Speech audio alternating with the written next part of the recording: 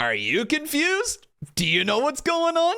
Do you know what The Rock was? I don't have a freaking clue. All right, let's get into these hot takes. I wonder what you want to talk about. But every single week after Monday Night Raw and Friday Night Smackdown, I ask you over on X to submit your hot takes, your thoughts, concerns, bold opinions, or whatever else you may have on the show. And then we sit down right here. We talk about them, roast them, critique them, analyze them, all that type of stuff. It's a wonderful time. And we're live right now on Twitch as we're doing a live version of this right after Friday Night Smackdown. So this is a one-take video. But before I talk too much about this, The Rock showed up on Friday Night Smackdown, and let's just be real, The Rock showing up on Friday Night Smackdown was a disruption to the entirety of WWE. Everything that is going on in WWE right now has a big question mark next to it, because we have no idea what the plans are from the final boss. And the final boss was all my chat could talk about, and rightfully so. As soon as it happened, it was a pretty big deal. It took about 20 minutes of all the Friday Night Smackdown, and I posted this damn tweet before Smackdown was even done yet. So these hot takes are literally right after The Rock showed up. There's a couple other things, but this is mainly regarding The Rock, and rightfully so. There's a lot to talk about. Beam over here says, I have never been more confused in my life by a WWE promo. But the weird thing is that I'm sitting here saying, I don't think I'm as confused as other people are. I think I get what WWE was going for with this, but it certainly was out of nowhere. This just happened. This just was thrown onto our screens, and I don't even know if it's been fully thought through already. But for those of you that missed it, basically The Rock decided to say, hey Cody, if you'll be my champion, my corporate champion, I will take you from here to here. I will bring your entire career to new heights. You will see superstardom that you have never, ever seen before. And Cody was just left looking huh? Cody looked just honestly as confused as the rest of us. But it certainly does sound like The Rock wants Cody Rhodes to be his corporate champion. In order for that to happen, he's going to have to sell his soul, and he's going to have to give up everything that makes Cody Rhodes in order to get to that next level. This really does sound like The Rock is in Vince McMahon's place and Cody Rhodes is in Stone Cold Steve Austin's, with a bit of a twist. I have always wondered if Cody Rhodes needed a Vince McMahon-like character for his babyface run. He needed somebody to go against, and for a while there I was wondering, could it be Triple H? Could Cody Rhodes go up against Triple H? Could Triple H be this heel authority figure, and Cody Rhodes is fighting against the machine and they're trying to keep him down and all that? I thought maybe that was the direction we could be going in, but the fact that Triple H is so loved by the fans, he's honestly revered by the WWE fans. The Rock being the heel corporate guy makes a lot of sense. Nobody really likes The Rock because he just keeps showing up and taking spots and cutting matches and taking women out of matches and taking Cody out of six-man tag matches. The final boss is pissing a lot of people off, and it makes natural sense that we could see Cody Rhodes and The Rock be like this with each other. Just like Callista Hobbs says, in Star Wars terms, Rock is Palpatine and Cody is Anakin. He's saying he wants to give Cody everything he wants and wants to be in his corner. In other terms, he wants to use him for his own gain. Cody is extremely vulnerable and Rock is using it to his advantage. This is just it. This is the story that is being told right now, or at least I believe it is, that Cody Rhodes is a character who is kind of in limbo right now. He's had all of his friends turn on him. He's had a lot of things go wrong for him, but he's still in this position of power. He's still in a position that everybody wants. He's still so loved by the fans, and people just want to see him be incredibly successful. The world is at his fingertips.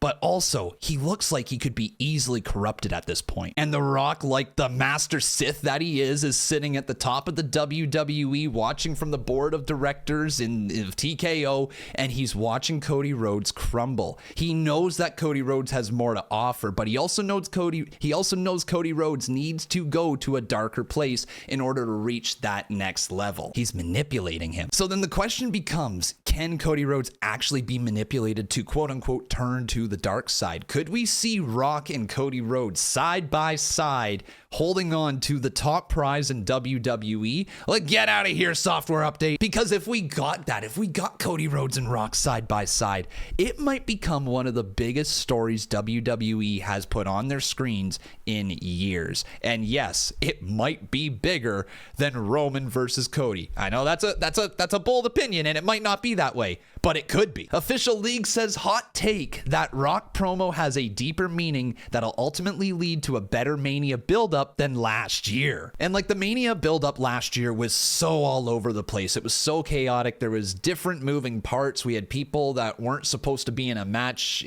at WrestleMania that eventually were in a match at WrestleMania. We had to makeshift the main event night 1 and night 2 matches in order to tell this story that they were telling. It was crazy and so damn chaotic. But you know what's also chaotic? The Rock showing up randomly on SmackDown and saying, yeah, you know what? I do want to go to WrestleMania. Because we've heard for a while now that if The Rock wants to be in WWE, WWE will change their plans to accommodate The Rock. That's just how it is. There was rumors going into WrestleMania this year that there was going to be alternate plans, that WWE was going to have plan A, plan B, plan C, plan D. They're going to have a bunch of plans just in case The Rock did show up.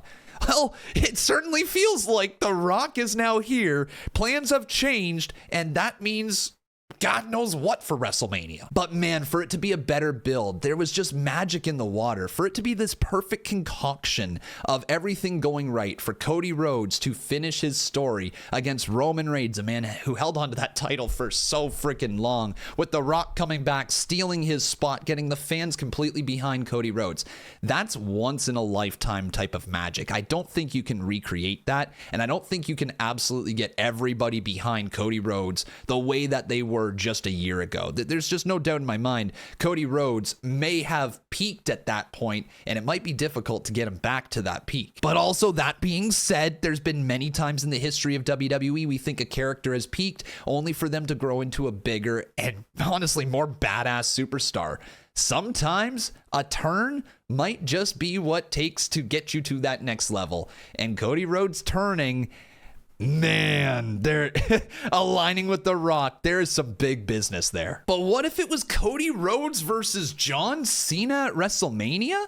Rock helps Cody retain / turn heel. That's a wild take, but that's what you asked for. Yeah, there's no doubt that that's a wild take, but honestly, how could we get there? How could we get to John Cena versus Cody Rhodes at WrestleMania 41? It's not that difficult. John Cena wins the Elimination Chamber, and then all of a sudden, yeah, you do have John Cena versus Cody Rhodes at WrestleMania.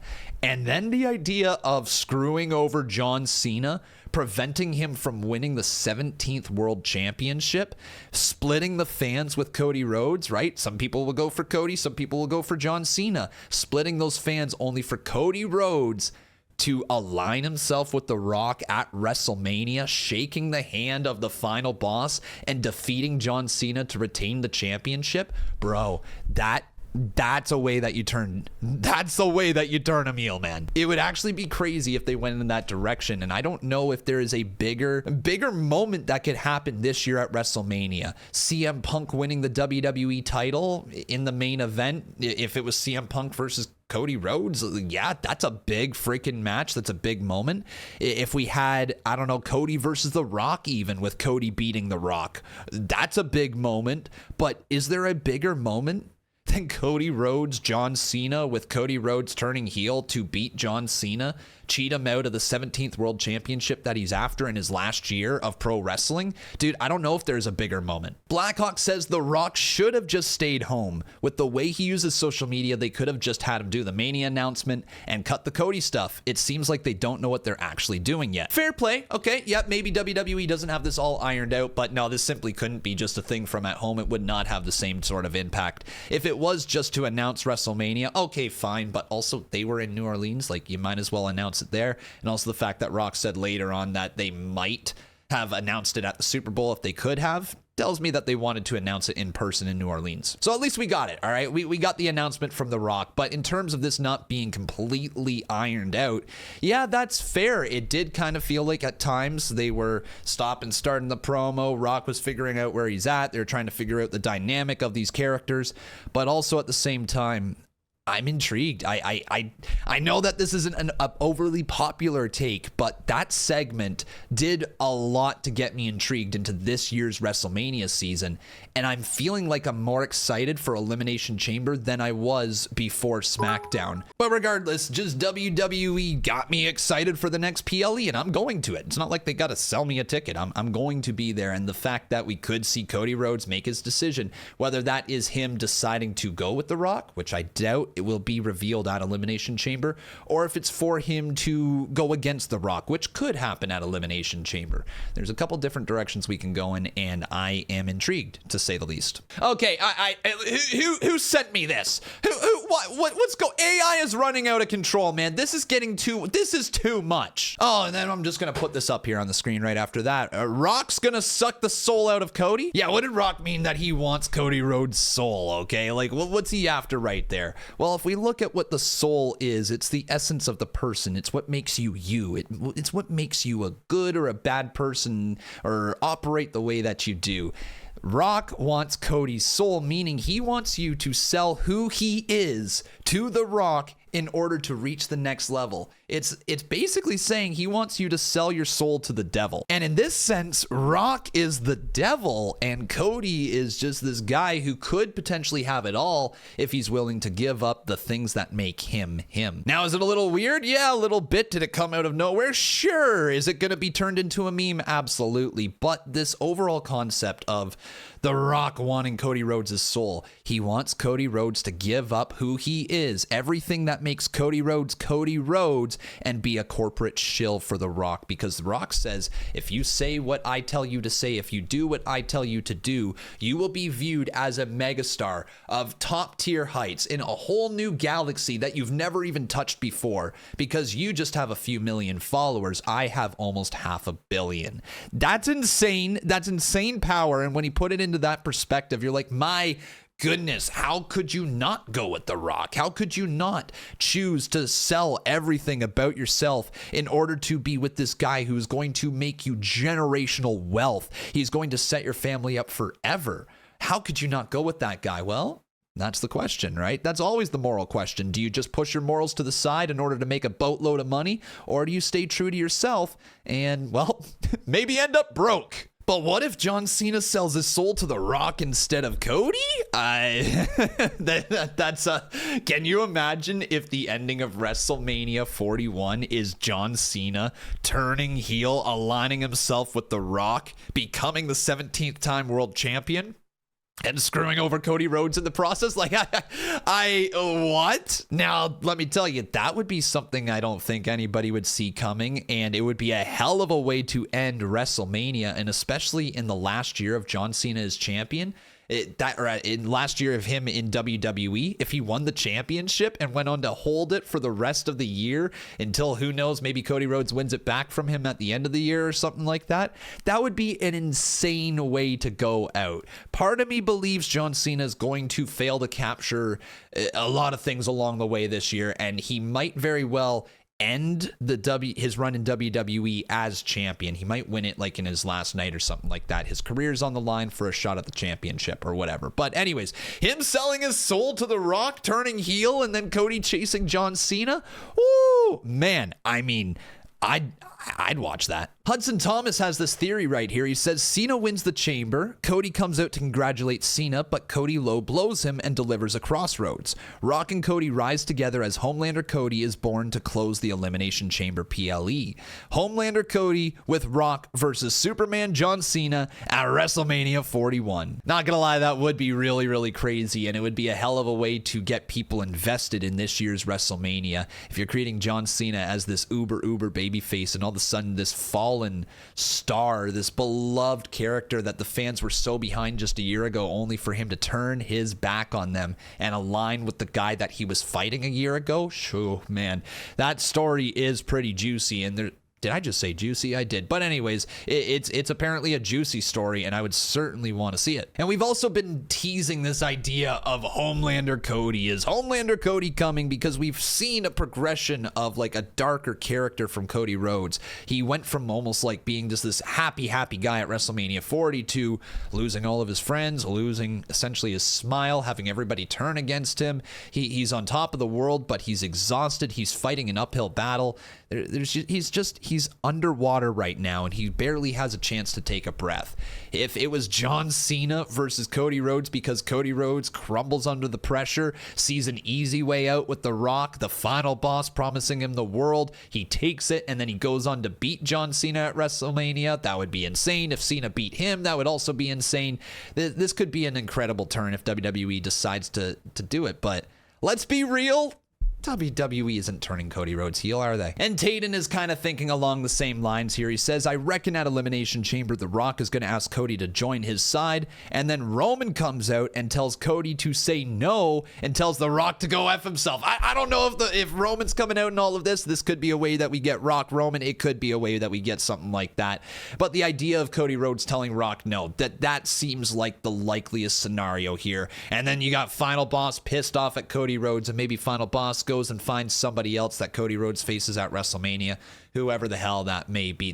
There's a whole bunch of different things that could go down in this story. Maybe The Rock isn't even involved at all at WrestleMania 41, although after tonight it certainly feels like he will be. There was other things that happened on Friday Night SmackDown, but as you can see, this is mostly all about The Rock. But this was a side thing that happened because of The Rock being on the show. Micro says, cut the Liv and Naomi match for that slop is crazy to me. These women deserve way better than what they get. And this is an issue with WWE lately. It does feel like sometimes women's segments are pushed off to the side, or women's stories are not given as much of a chance to develop and become top tier stories. They are always not featured, in prime time spots on TV. And as a result, some stories are floundering. Now, does WWE need to do better with booking the women's division? Abso-freaking-lutely. Do they have some big stories going on in the women's division as well? Yeah, they certainly do. And I do think that the women's division is in a pretty healthy state, but that doesn't mean it can't be better. So I'd love to see more time for the women. We've got 3 hours of SmackDown. We got 2.5 on Monday Night Raw. We got 2 on NXT. There is no excuse for matches to be cut short when, let's be real, that you could probably make the match happen in 7 minutes anyways. Like, if you want to get the match out there, I'd rather see a 5 to 7 minute match than just, I don't know, a beat down and then nobody wrestles and nobody moves anywhere forward in the story. But like I said, the hot takes were mostly about the final boss, The Rock. So if you have any other thoughts about Friday Night SmackDown, let me know down in the comment section below. And also while you're down there, make sure you leave a like on this video, make sure you subscribe to the channel, turn on those notifications, and keep coming back every single day because we upload wrestling videos every single day. And also, if you'd like to be in these videos in the future, be sure to follow me over on X at Conman167. Thanks for watching, everyone, and we'll see you tomorrow.